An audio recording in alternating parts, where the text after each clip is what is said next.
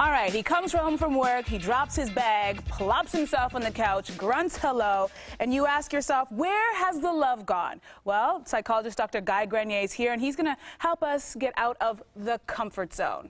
So first we should define, what is the comfort zone? Well, probably the best way to think about it is taking your relationship for granted, assuming that what you bring to it is enough, that you don't need to be making changes, you don't need to be paying attention. It's about complacency. And would you say, how many of your patients would you say, get into that comfort zone?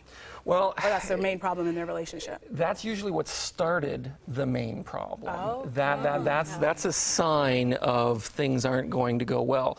People don't show up in the office saying he's just too comfortable. They show up saying he started getting too comfortable a few years ago, and now we've got this problem. So it's one of those warning signs. It's one of those flags. I'm using the example, both men and women can become complacent about their relationship. They can think it's always there, it's always safe, I don't need to do any work. Well, what's wrong with being a little comfortable in a relationship? Ain't nothing wrong with being a little bit comfortable.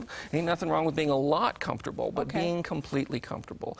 Thinking that we're safe. We set our I-dos, and we've got similar interests, or we've made baby, or something like that, and we've done all that. So now it's about money or watching TV or something like that. Relationships are dynamic. Relationships are changing organisms. We're all changing organisms. I'm not the same person I was 5 years ago, and that was a different person than I was the 5 years before that. Everybody is like that, and including in their relationship.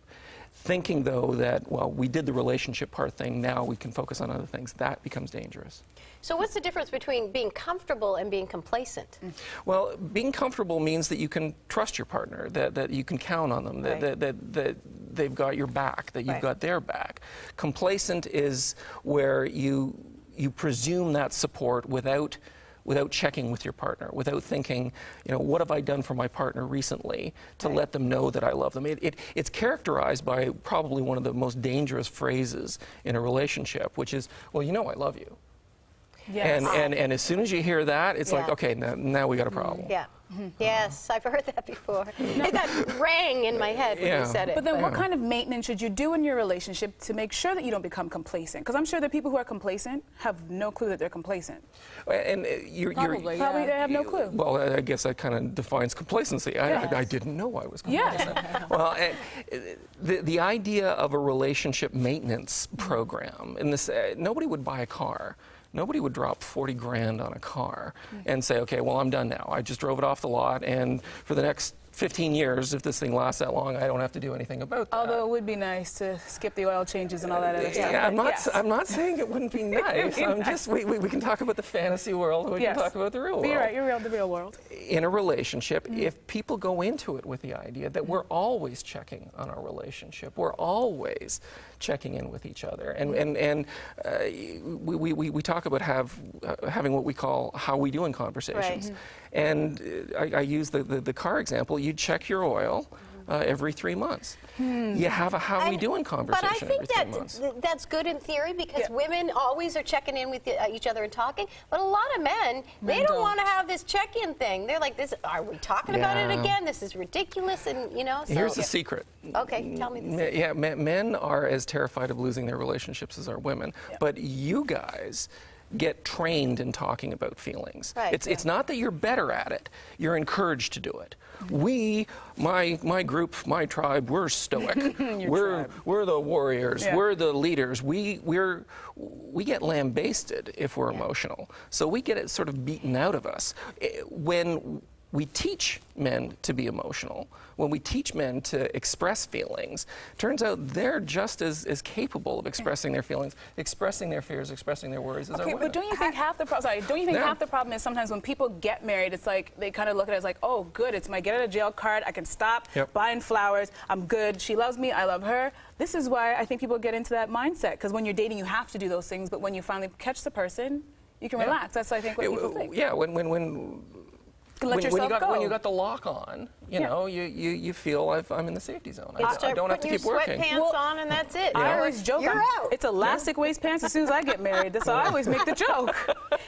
Who needs space? No, but you can't do that. I mean, it seems like it would be nice, ideal, but it's what people imagine they might be able to do, but it's not a good choice to make. Okay, when you say teaching someone how to be emotional, please tell me how to do that. Like, it might sound funny, but back in graduate school, I saw on the door of somebody's office a bunch of happy faces, except each one was a different emotion. And I actually use that clinically. I've got a copy of that from somebody's door, and I'll show it to men.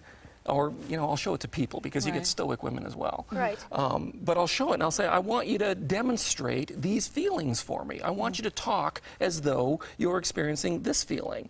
And without a problem, they all recognize the feelings, but they don't know that they've got permission to show those feelings. So it might sound strange, but it's training the way you would train somebody to do anything. What do I say to Steve? Show me happy, show me sad, show me mad? Like what? Well, you could ask, how are you feeling right now? Because I don't know. And there's something else that goes along with teaching people about feelings, and it's called congruence, because we have fancy words in psychology for everything. Yes, you psychologists. Makes us feel so important. Yes. But congruence, or more correctly, the lack of congruence, is when somebody says something like, and men are really bad at this because they're not good at emotional conflict, they'll say things like, I'm really enraged right now. I am so angry. I am just so fed up with you, I don't know what to do. And what they've done is they've just given you permission to decide what message. Do you want to listen to what they say, or do you want to look at the way they're saying it? And they're doing it trying to express their feelings by stealth, because they're not supposed to express feelings. When I was younger, I taught some improv to younger kids, and taught a lot of kids that. Put up a happy face and made them show me the emotion of happy and things like that. And I think of it now, and I think I should have been doing this with Spencer all along and teaching my son how to express these emotions, but I sort of dropped the ball. I mean, we're a very talky family, but should parents do that with their little boys, with their little girls? Start them off. You can't do your kids a bigger favor than teaching them to recognize their internal world and to express their internal world. Letting them know that their feelings are okay, that you're interested in their feelings, and the better they can express their feelings to you, the better they're going to be, the healthier they're going to be. Comfortable later on. No, we keep saying he, but is this a woman problem as well? I'm sure we're not perfect. If we go some back, of us, some of us. If we go back to where we started in terms of sort of complacency in relationship, it's probably the guys that are more guilty about that. Primarily, again, though, because they're socialized. They're supposed to be the breadwinners. They're supposed to come home after a hard day and kind of sit down on the couch and take the rest of the relationship for granted. But when relationships go bad, guys suffer just as much as women do.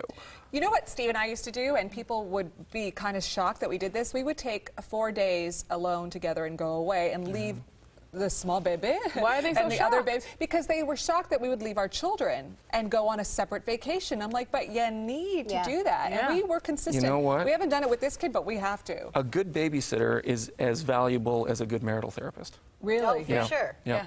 Someone you could leave with. So you advise maybe taking a little trip together? Totally. Yeah. And is it okay to schedule dates and schedule sex and all those things? Because it leaves. I know you say it seems weird, but so you don't get comfortable. And you schedule everything. Lives get busy, particularly when you start having kids. And relationships become about production rather than connection. Right. And if you don't recognize that we've got to build that into our relationship, that important piece is going to end up missing. Okay, well, here's the thing about scheduling, just quickly, because I know we're out of time. You schedule it, but then you make a thing out of it. Later, honey, it's on the schedule. I still Later, can't grasp the Seriously, concept it's of scheduling fun. sex. It can be fun. But I will book that vacation with my husband and leave those children, and I won't think leave twice those about it. I swear I won't. Well, you know what? Stick around, because we have more with Dr. Guy again. We're going to be talking about sabotage. Stay with us. I won't even think twice about it. Be like, Mommy will take a picture and like, here's a picture.